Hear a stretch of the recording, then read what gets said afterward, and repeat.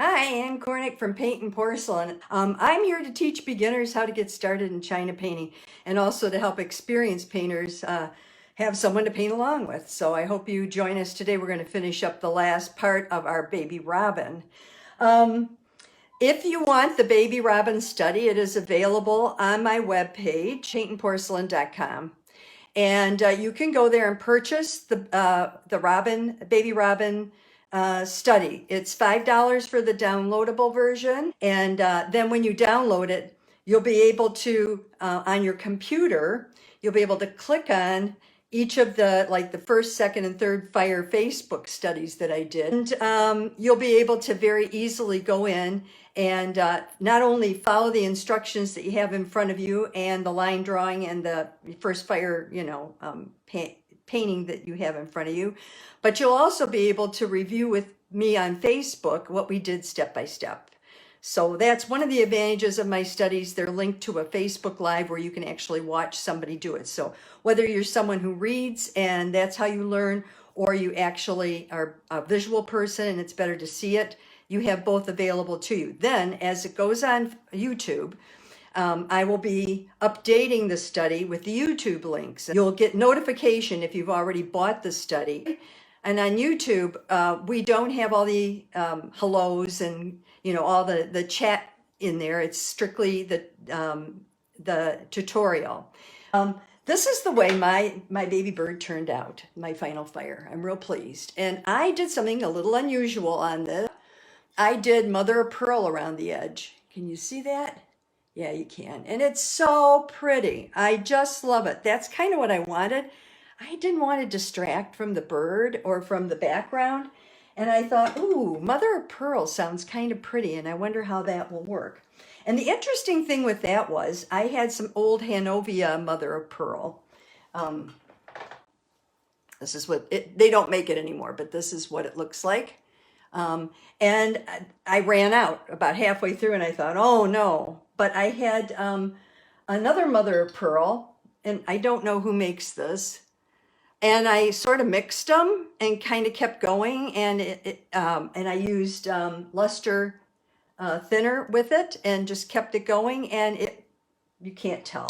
Our palette hasn't changed, but for those of you that haven't watched in a while, we're using Cool Shadow, Copenhagen Old Ivory, Auburn, which is a light brown, and a dark brown, rich brown. I also have a warm brown gray, which I like. You don't have to use it if you have, as long as you have some kind of a light brown. I have chartreuse, moss green. I have what I call a shining green. We won't be using it on this firing. I have, this is Trenton Ivory, but you can use Albert if you don't have it. Old gold green. I'm not using that on this fire. Silver gray, burnt orange, white, black, and apricot. And also this is a little bit of yellow brown that I put on here. So I just wanted you to have all the colors in case you hadn't watched in a while, so that you know what we used. And you'll see how we use it on this fire. So I'm going to tilt you down. Here's my little bird. This is the second fire that I'm doing on, third fire that I'm doing on him. And I have two brushes that I like to use for the background on this. One of them is a Joyce Burlew brush. Now it's a real thick brush. See how it's thick at the base? The reason I like using this is that's what gave me my cloudy effect on theirs.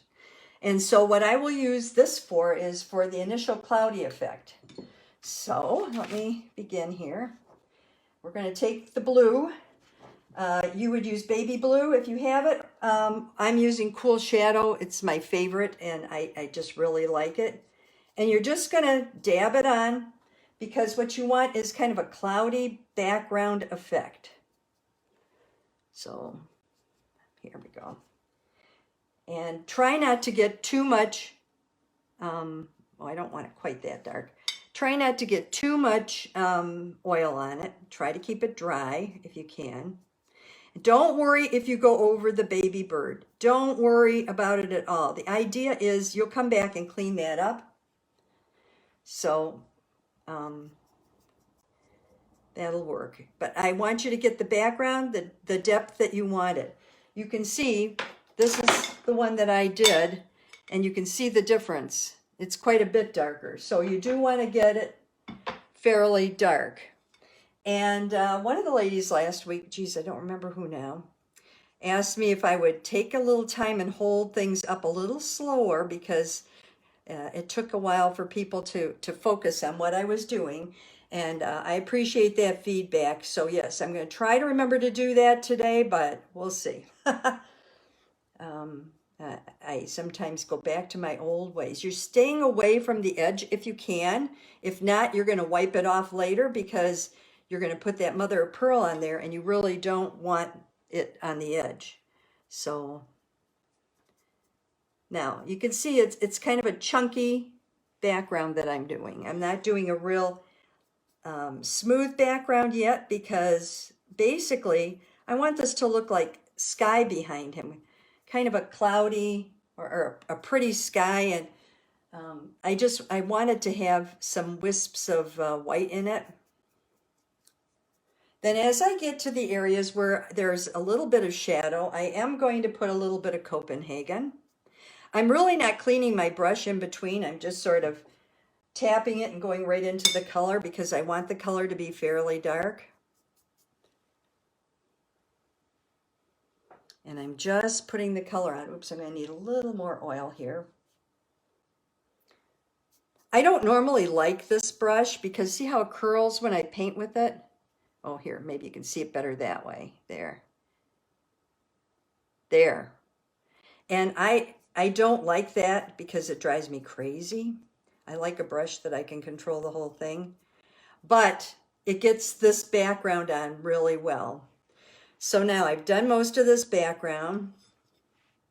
I'm going to pull it out a little there. It's a little too dark for me. I just want an even color, but a little bit darker than what I had. But this is a very flat, much thinner brush. And I'm just going to dip it in my oil and put a little bit of paint on it. And I'm going to hold it on the very end and I'm going to start smoothing this because I do want it smooth, but I didn't want to lose that cloud effect that I could get with the other brush. So this is my chance to get it smooth. Pull it over the leaves a little if you need to, whatever you need to do, because you can always wipe it off the leaves. That's a nice thing about China paint. It's very forgiving. Whatever you put on, you can get off if you don't like it. Try to get it fairly even on here. Okay. I really would prefer to pull away from the bird because the little bird is the one I'm going to do next. And then look around your edges. See here how I missed a little bit? You want to get right up to the edge. So check your edges. Make sure that for the most part you're right up to the edge, that there aren't any spots where you miss the edge, because you really want to get pretty much right up to it. Alrighty, so that's what I'm doing. I'm just smoothing it right up to the edge. Now, I got it smooth, or pretty smooth as I want it on this time. You make sure that you don't have any lines, places where like it's a dark blue line across here, everything below it is dark blue. That's not what you want, okay? So you want it kind of like this. I use a Kleenex. You're going to take your Kleenex and anywhere where you slightly went into the blue, like here, you're just going to wipe it. You don't want to get into that blue at all.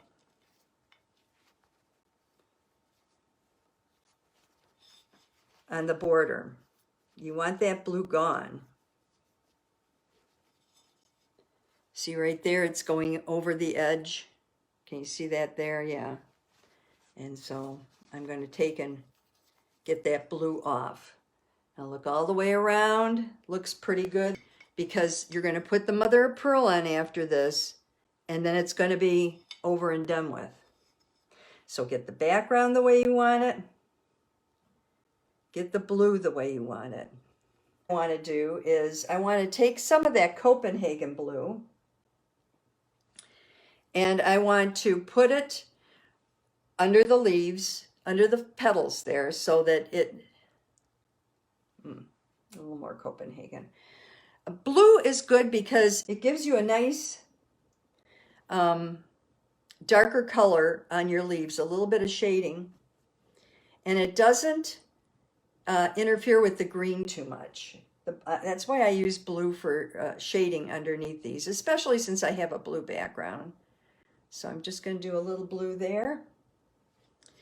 I'm going to turn it and do a little blue here because I just want it a little bit darker under there. And a little blue here. And a little blue up in here. And then maybe a little on the edge here. You know me, I like a little on the end. Okay. Okay.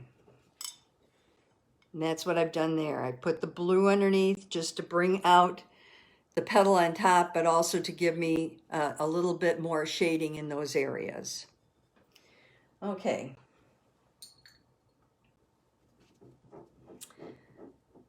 So I'm going to start working on the robin now, and then we'll go and finish the rest of this later. Okay, there.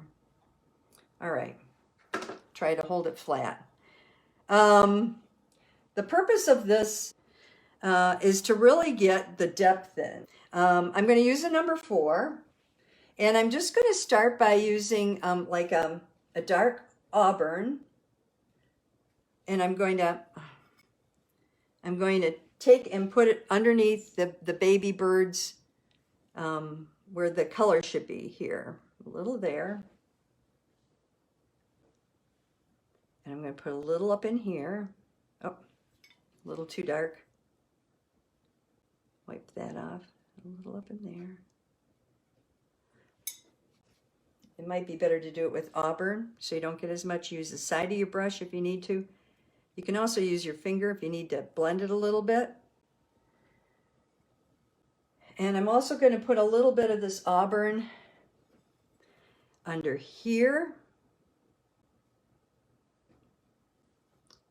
Pull it out a little bit.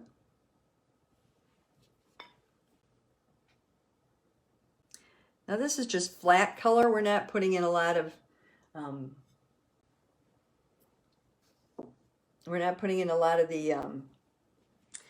the detail yet. We're just doing the flat color.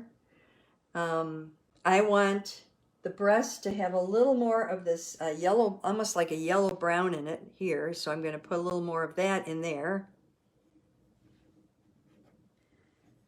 Just using this, oops, sorry about that. Just using the side of the brush, a little too much paint there. And then I'm going to go right into the burnt orange. And starting at the bottom, I'm going to add a little color down there. So you're adding color and detail on this final fire.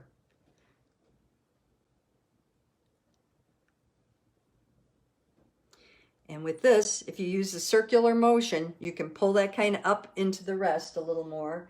You're going to dip into your ivory and go over here and add a little more ivory color. So let me show you what I've done so far. I've added color to his breast. I've added a little bit of the ivory here, dark there, and a little dark up in here.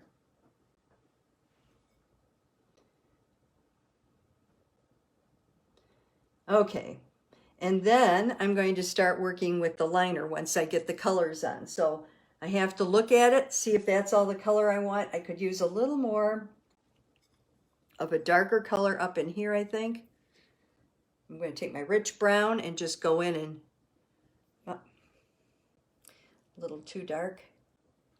Take my rich brown and I'm just going to go in and do a little of this up in here. That just helps. There we go. And I'm going to probably add a little rich brown under here. And I'm going to flip them around and add a little rich brown there. Okay. Then in his beak, oops, I'm going to put a little more apricot.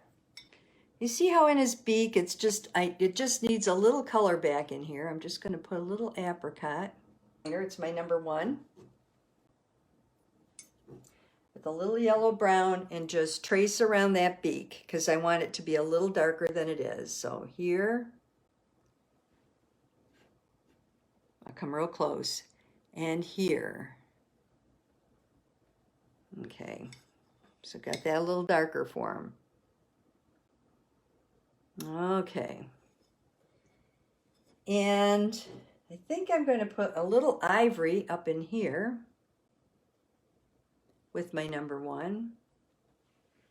And I'm going to take a little auburn and do the same thing. Oops. You know what? That brush does not work as well for me as my number 4. So I'm going to use the number 4, and I'm just going to put a little more of the auburn up in here.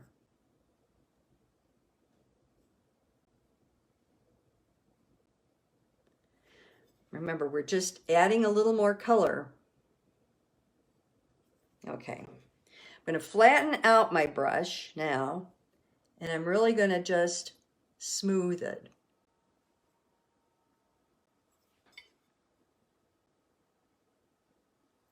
Okay, and now for the fun part. And I'm going to take my long liner, I'm going to put it in my rich brown. You can test it if you want to on your tile. And I'm going to go and add individual little pin feathers. I'm going to add a few down here.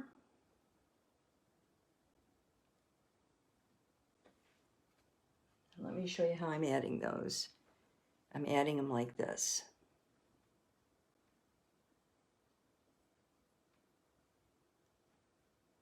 And that's why we did the background first.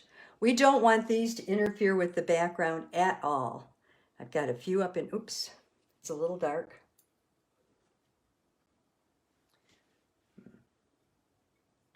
I have a few up in here. I'm just going to add them. This gives you the little fluffiness to them. And I have a few back here I want to add. Okay. A really good place to add them is right here on his little chest. He has several of them. And you're going to turn and just keep going different directions and just giving him a little fluff there. And around the edges. Around the edges of his feathers on his head, you're just going to pull them from the outside in. And that will give you a little better.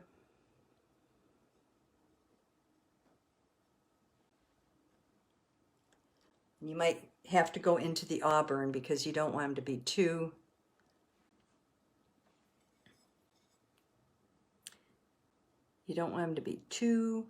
dark.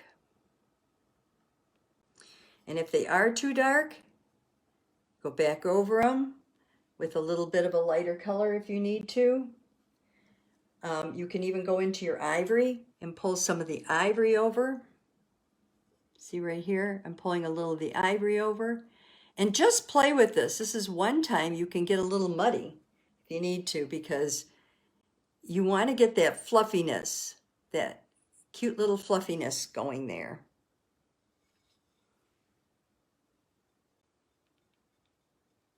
Okay. Alrighty. Now the final thing we're going to do is go around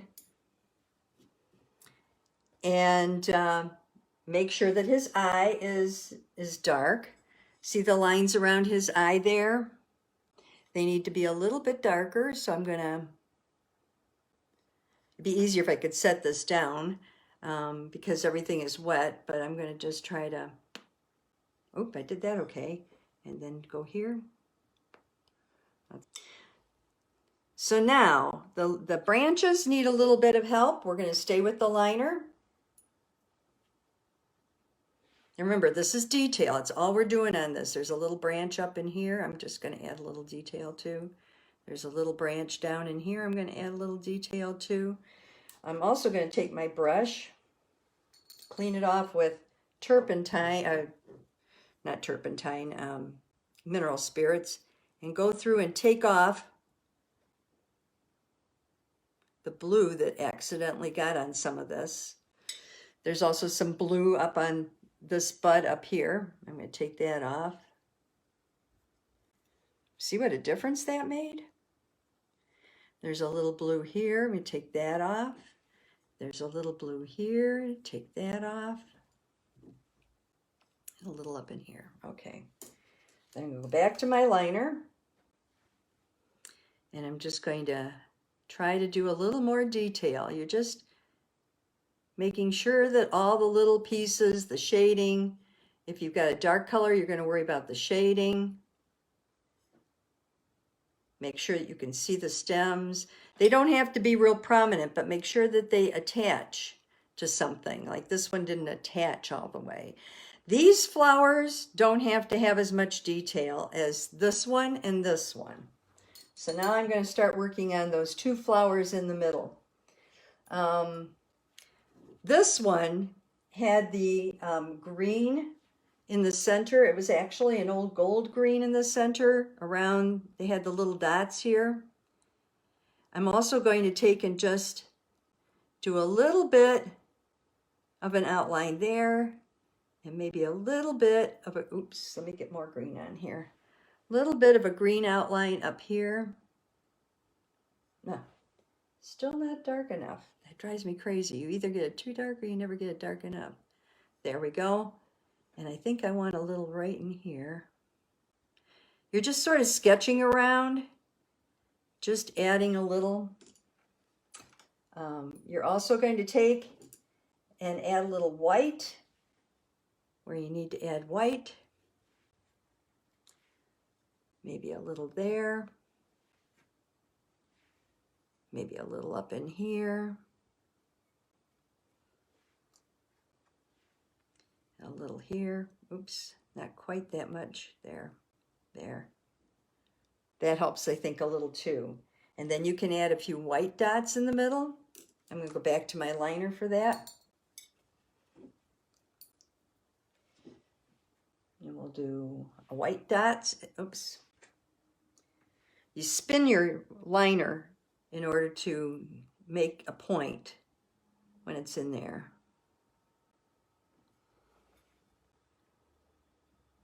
So that's what I did on there. Now I'm going to come over here and do something similar. I'm going to start with the little white dots in the middle since I have white on my brush already, my liner. I think that helped a little bit. Clean it. This is just with the liner now. I'm going back into the old gold green. And I'm going to add a little here, little here, just to separate it. A little right here. Okay, and I might even add it now with, I want to add a little more shadow there. So I'm going to take my, I use a number 10 because I like a big brush.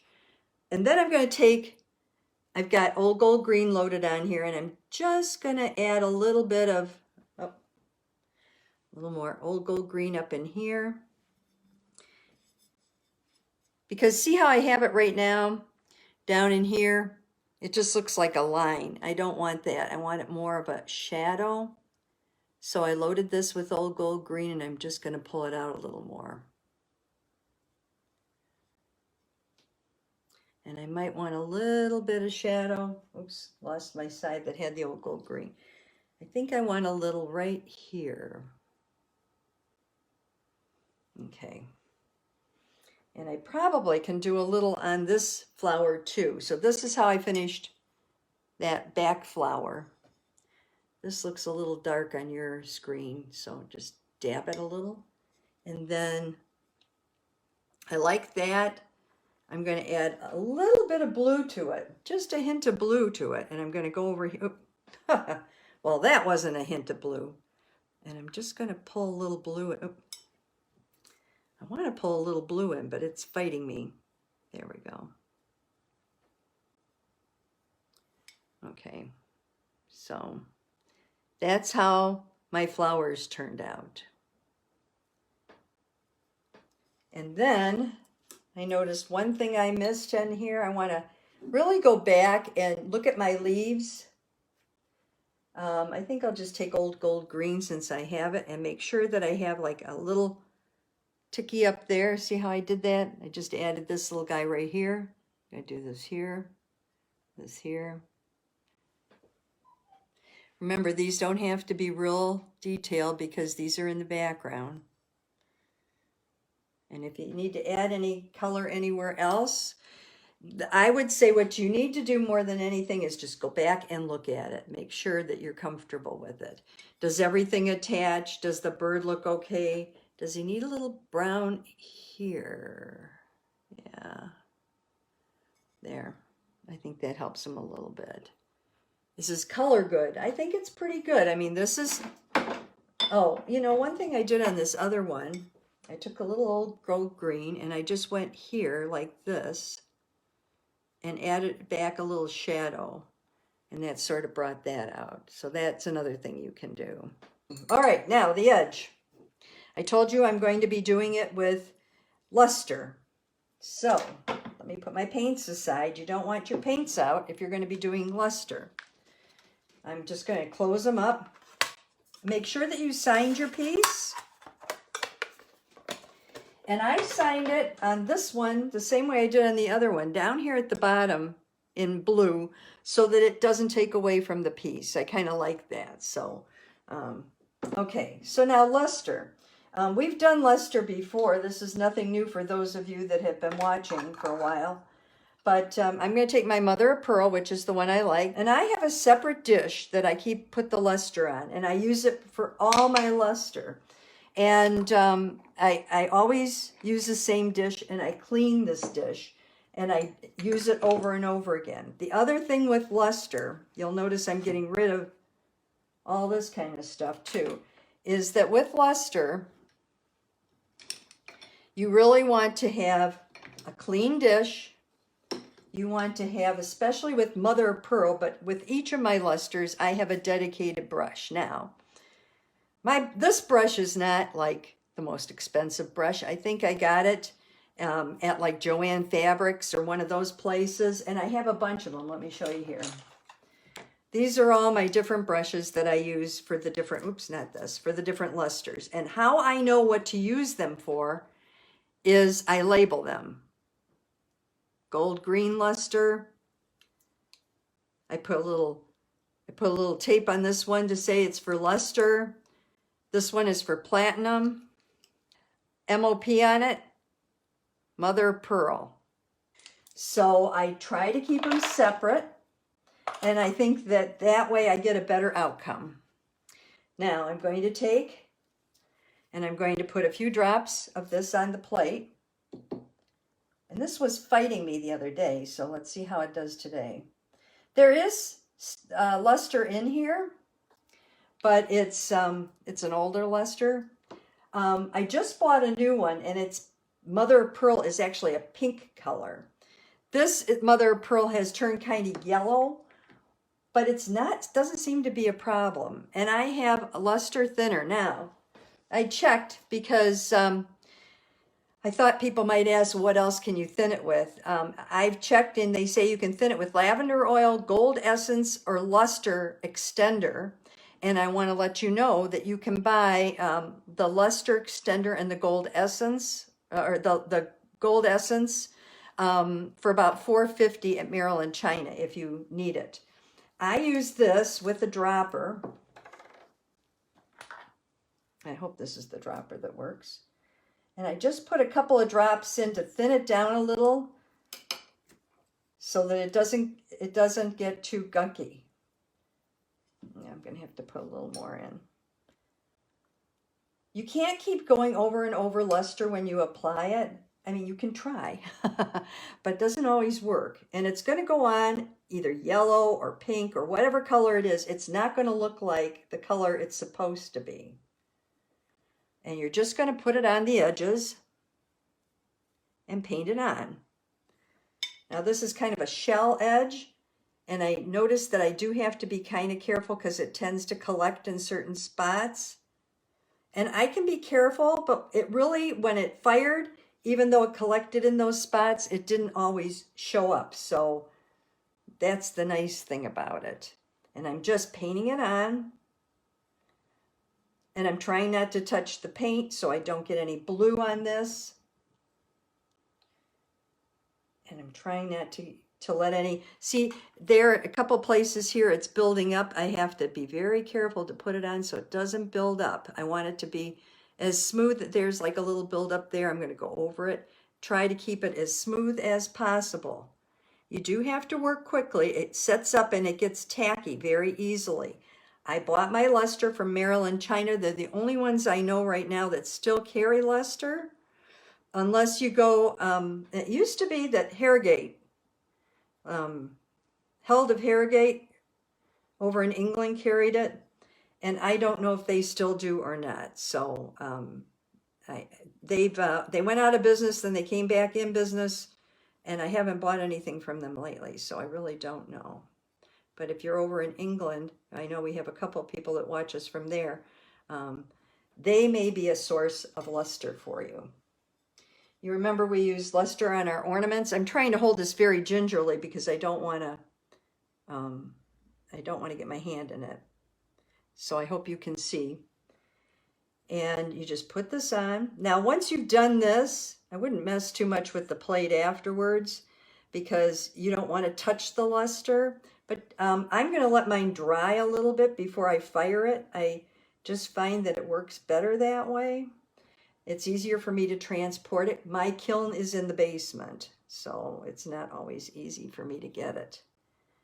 I love using luster. Ever since we used it at Christmas, I use it for just about everything now.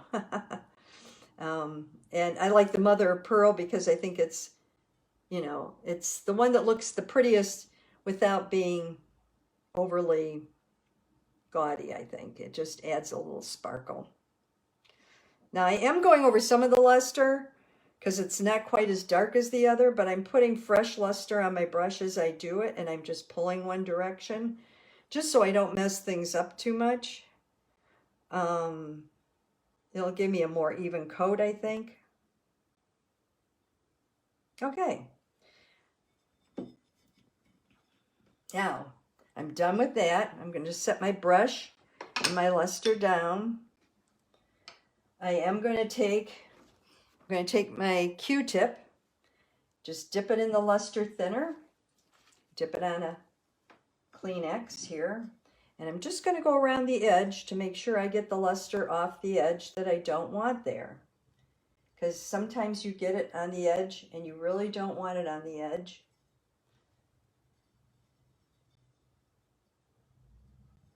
And then if there are any spots where you really don't want it, where there's a lot of buildup, you can kind of quickly go in and attack those. But it's already drying, I have to tell you. This is the way our baby bird turned out. I'll bring it in. I can't tilt it up real well, but you can see.